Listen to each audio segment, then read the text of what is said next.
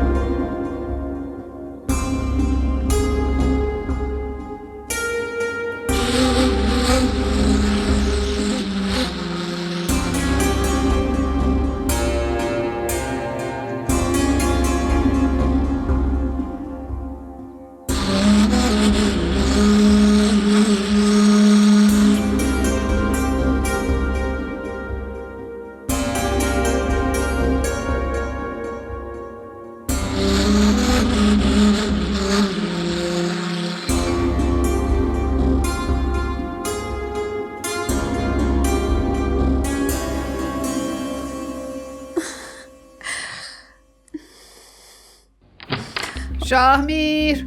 مامان یواشتر. ها؟ انگار آسمون سوراخ شده و تو و پسرت ازش افتادین پایین. شاهمیر برام یه لیوان آب بیار. من بیارم؟ ها؟ آره تو.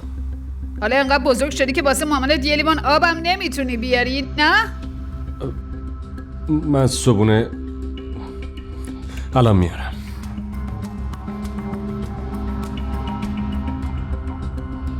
گوش کن دختر، وقتی من پسرمو به برادرزادم نبخشیدم، تو که کلن اینو فراموش کن.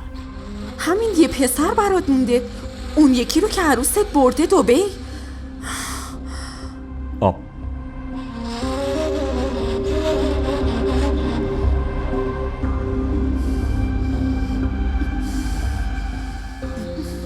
اقباله رو صدا بزن.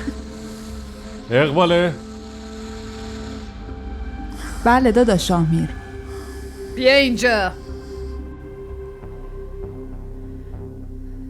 وقتی رئیست اعتراضی نداره و برام آب میاره، تو به نظرت کی هستی ها؟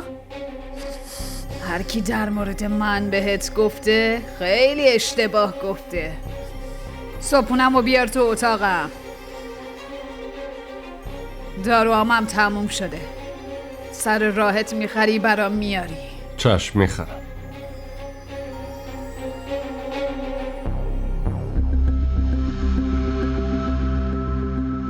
همون اول بهت گفتم اینجا زندگی برات سخته.